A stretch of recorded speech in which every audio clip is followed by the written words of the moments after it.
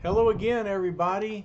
It's time for us to return to the saga of the X-Men versus the Sentinels. Okay, now I'm just going to jump right in here quickly, but I want you to remember that the X-Men are at the Sentinels fortress. The Iceman and the Beast have been held captive by the Sentinels, and the Beast is laid out on an examination table. The psychoprobe is leading him to reveal the story of his past. All right, but the other three X-Men are Angel and Cyclops and Marvel Girl, and when we last saw them, they were approaching the Sentinels fortress. All right, so Marvel Girl is teleporting herself telekinetically. All right, isn't that amazing? And Angel is carrying Cyclops on his back. All right, so as they approach the entrance, look, says Marvel Girl, a ray gun is pointed right at us. It's all right, Jean, says Cyclops. Stay back. I'll take care of it. And with his eye beam, he destroys it. Bwop! And Angel says, bullseye. Good work, Psych. Cyclops brushes that off. No time for back patting now, Warren. This'll rouse all of them. Every second counts. And so they enter into the fortress. What of Bobby and Hank? Asked Marvel Girl. Do you think that they... Oh no, I can't say it. Then don't, says Cyclops, fearing the worst. Won't help us now. Angel says, easy, I see someone up ahead. Who does he see? Oh, it's the three Sentinels. Remember, Professor X zapped them with his mental power, and so they're lined up against the wall. Cyclops says they won't trouble us. They're the ones the Prof put out of action. Boys, hollers Marvel Girl, look out! And Angel says, boy, the professor sure is a handy gent to have around. But Marvel Girl has sounded an alarm, and sure enough, here comes another Sentinel. Easy, says Cyclops. See what he does. Humans, I was not programmed to expect additional ones. Follow me as I report for new orders. Okay, so what are they going to do? They're going to follow him, all right? At least that'll take them to their leader, right? Section Leader 1 will know what to do with you, says the Sentinel. And then they whisper to each other. Angel says, Psych, why don't we try to put him out of action now while the advantage is ours? No, answers Cyclops. He's only a pawn. It's the leader we want. I hope you're right, Scott, says Marvel Girl. He'd better be right, says Angel. And now we hear from Professor X with his thought communication. You made the right decision, Scott, but always remember, with the pride of leadership goes the weight of responsibility. You must be able to bear them both. And then Cyclops thinks, I'll do my best, sir, but it is sure good to know you're mentally monitoring our progress. Marvel Girl says, we're reaching the end of the passageway. Meanwhile, under the psychoprobe, the Beast continues to talk. And so he's going to tell the Sentinels and us his backstory. Won't that be interesting? He says, my father was an ordinary laborer at an atomic project. I probably gained my power due to radiation, which affected him before I was born.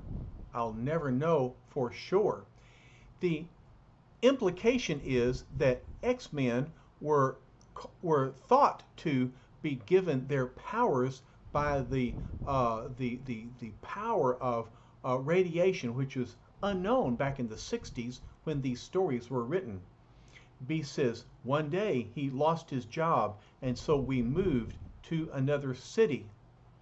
The neighborhood bullies picked on me because I was a new arrival and also because of my anthropoid physique, but I myself did not yet suspect the powers I possessed.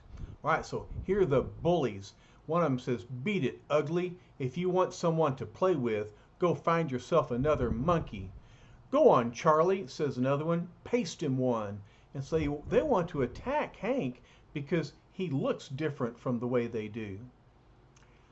"Hey, what gives?" says Charlie. "I can't nab him. He hops around like a jumping bean." And so Hank bounds away. He says, "You aren't going to hit me. Stand still. I dare you. Stand still just for a minute." And so Charlie is trying to connect with Hank, but he can't. I'm going to turn this around, see if this isn't better. All right, so he swings at him, but Hank just bounces away. Like most young boys, I couldn't resist a dare, and so he stops, and then Charlie punches him and says, "There, that'll teach you." "Hey!" "Oh no," and so Hank falls out into the street. Charlie regrets this. He says, "Look out for that car. Look out." And the driver says, "I can't stop in time." Screech! And so the beast is in the street. The car is approaching. What's going to happen? Well, look what the beast does. He bounds out of the way. And as Hank says, that was when I first realized that I possessed powers greater than any normal human. And the driver says, "What happened to him? Where did he go?" Charlie says, "Did you see that?" And so they're all amazed by Hank's ability to leap out of the way. "But after that," continues Hank, "it was no better. Where they had once made fun of me, now they feared me. I became lonelier than ever." But here comes the Sentinel. "Forgive interruption. Emergency. Ray guns put out of action. Request instructions." The other Sentinel says, "What? There must be more mutants in our midst. Prepare for combat action." "Follow me. Mutants are our natural enemies. They must be found and destroyed. Wherever they exist, we are all so programmed. They shall not escape us." Just a few hundred yards away, the three X-Men find the other X-Man, and Marvel Girl says, "Scott, Warren, in there, look." "Bobby is there," says Angel, "but where's the beast?" Cyclops says, "We've got to get him out of there. Iceman is imprisoned in some sort of glass cubicle." "Stop," says the Sentinel. "Your orders were to follow me." And Cyclops runs into the room. "Angel," asks Marvel Girl, "what's he going to do?" "It doesn't matter, Jeannie," answers Angel. "I won't give him the chance." Talking about what will the Sentinel do. And so the Angel flies up and says, "I've been itching to do this since we got here." Whap! And so he double undercuts the Sentinel. And Marvel Girl says, "We must stop him for Bobby's sake." And so she uses her telekinetic power against the Sentinel's legs. She thinks Warren's punch shook him up, but it didn't topple him.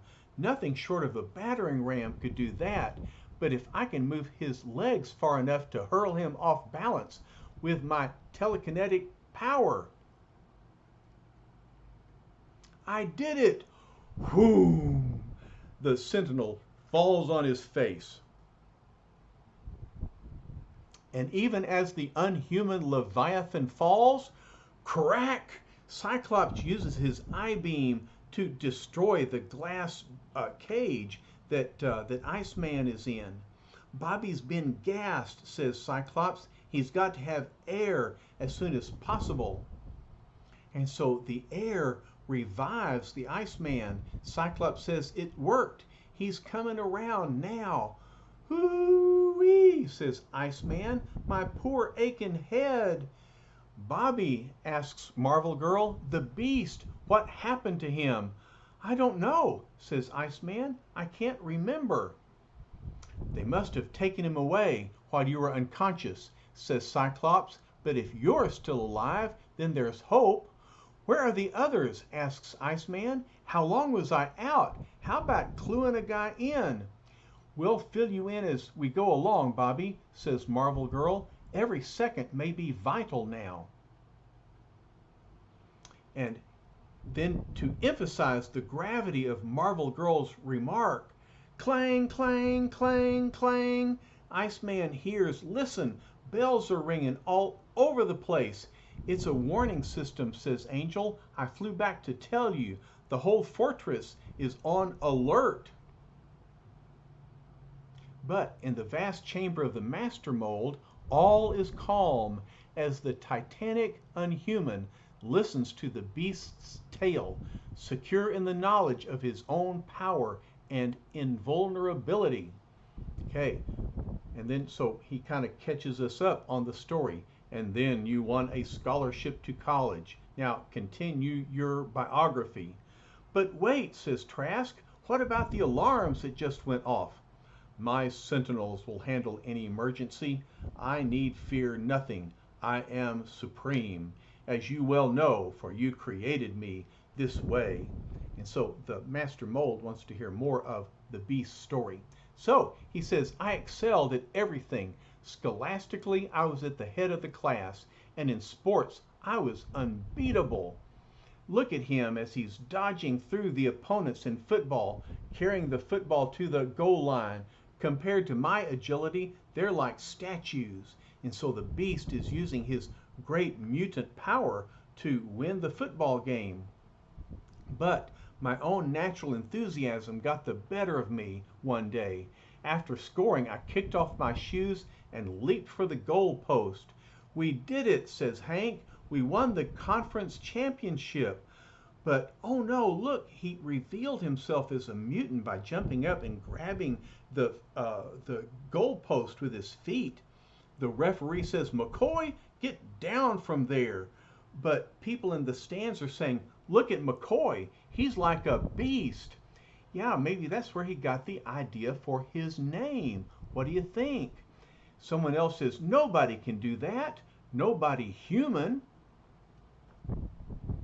And so the name Beast stuck to me. But worse than that, the suspicion started forming. Suspicions that I wasn't completely human. But luckily for me, a very unusual person became interested in the write-up about me. And so we see Professor X reading a newspaper, and the headline says, Beast flees football field, refuses to answer newsmen's questions about his alleged powers.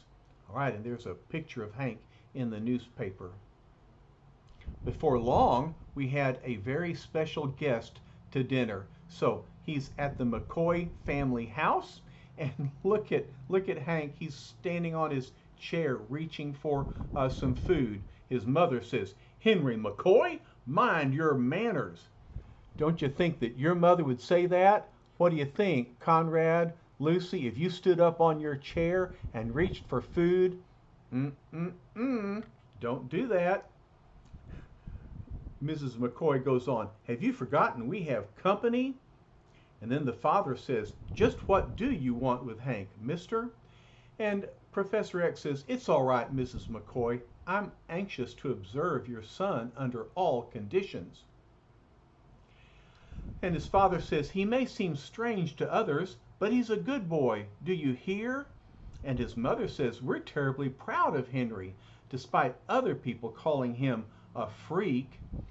Professor X assures them, that's why I'm here. Your son can go through life as a freak or as a benefactor of the human race. The choice is yours. I want to take him and train him. Meanwhile, across the chasm from the Sentinels' fortress, Professor Xavier is mentally scanning the area, and suddenly he gasps with alarm because he can perceive that Hank is telling his backstory and including the professor. And so the professor thinks Hank cannot help himself. Under the psychic probe, he's telling too much. I've got to stop him before he gives away too many of our secrets. Although I'm confined to this chair, which luckily Jean levitated from where it had fallen below, I've got to take a desperate gamble. I'll send my invisible astral image to where Hank is. It's the only thing that can help now. And so look, Professor's body is confined to the wheelchair, but with his astral image, he can project himself to other places, like the Sentinels' fortress. And so he thinks, being unsolid, nothing can prevent my entering any place that I choose. And here we see the master mold, and he says, we must find that mutant leader my captive has mentioned, find him, and immediately destroy him. And so the professor realizes, I didn't get here a second too soon.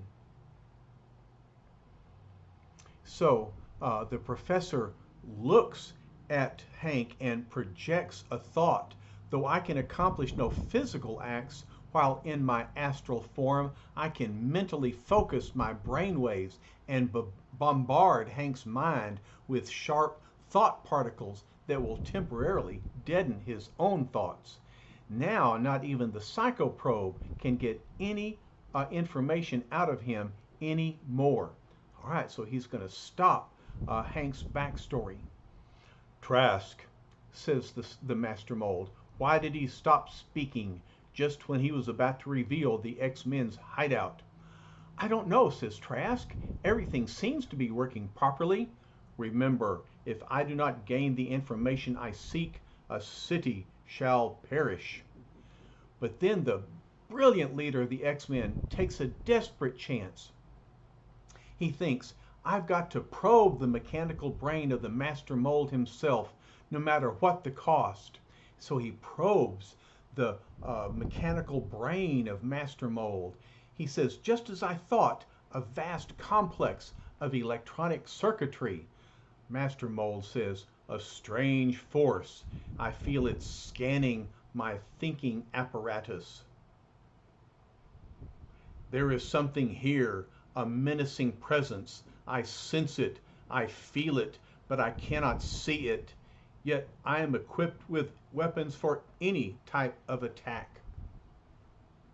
And so, as the professor probes Master Mold's mind, then with dazzling, totally unhuman speed, look at the microelectric blasts that are leaping from his fingers. Professor realizes they're filling the entire chamber. I cannot dodge them. My astral image is composed of electrified thought waves. It can be harmed by the Master Mold's microelectric attack. And so he repels the professor, who then has to leave the fortress. I've got to return to my body before the bolts weaken me too much. If I should be unable to once again rejoin my physical self, then my flesh and blood body would be condemned to remain in a trance forever. Just another few feet. I've got to make it. I've got to. But his weakened astral image is just barely able to reach out to his physical form. At that very moment, the searching squad of Sentinels finds its prey. Mutants, our sworn enemies. Destroy them. Show them no quarter. Attack! Attack! Uh-oh, says Iceman, the Happiness Boys are back. And the Angel says, how does anyone as big as they are move so fast? Cyclops says, we need time to formulate a plan. Quick, Bobby, an ice shield. Thoom! The Sentinels run up against this ice wall that Bobby throws up instantly. This may give us a breather, Psych, but it won't hold them off for long, because of course they are so powerful they can break through that ice wall, but it will slow them down. And Cyclops says, it doesn't have to hold, we just need time to get our wits together. Angel, see if you can fly Jean to some place of safety. Not on your life, Scott, says Marvel Girl. I'll see this through with you to the very end.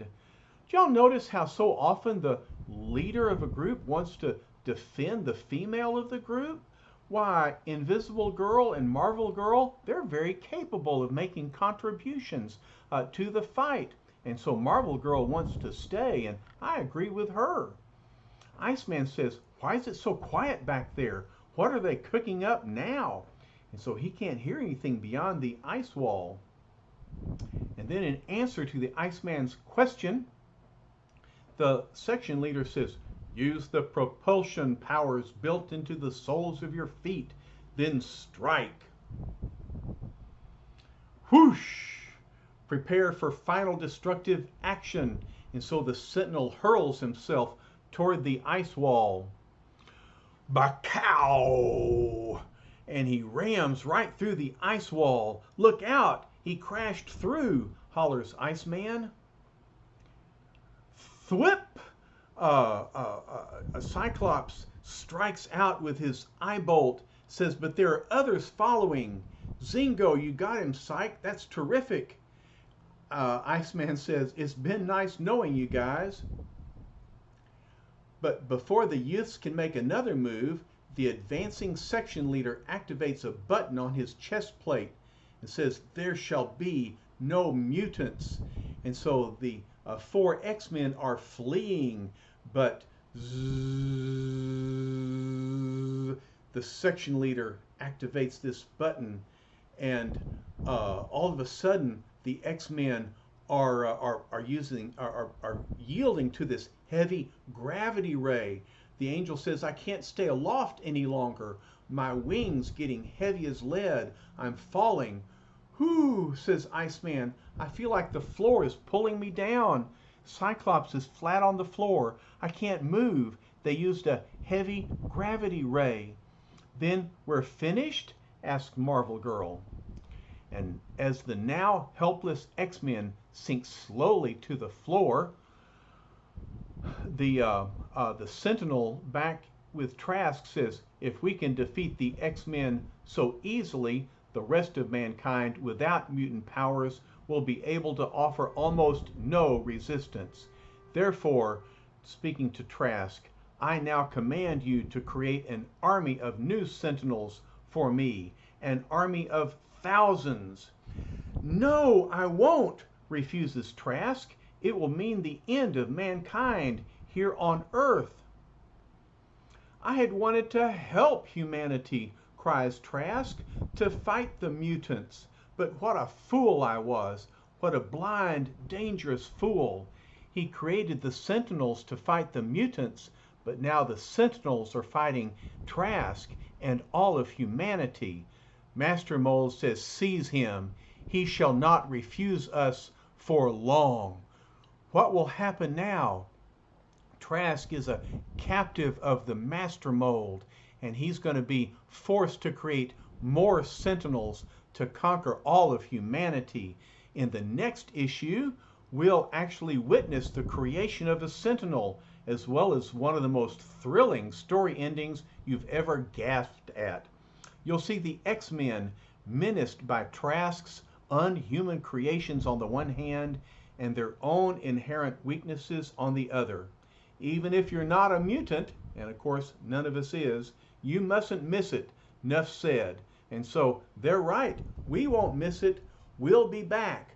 We've finished this issue, but we have one more issue to read before we conclude the saga of X-Men versus the Sentinels. And here's the cover of the next issue, The Supreme Sacrifice. Someone is going to be sacrificed. Someone is going to die in order to defeat the Master Mold. Who will it be? Look, there are the X-Men attacking. We'll find out the answer to these questions and finish the saga of the X-Men when we read the next issue of the X-Men. I hope you're enjoying this story. We'll talk to you later. Bye-bye.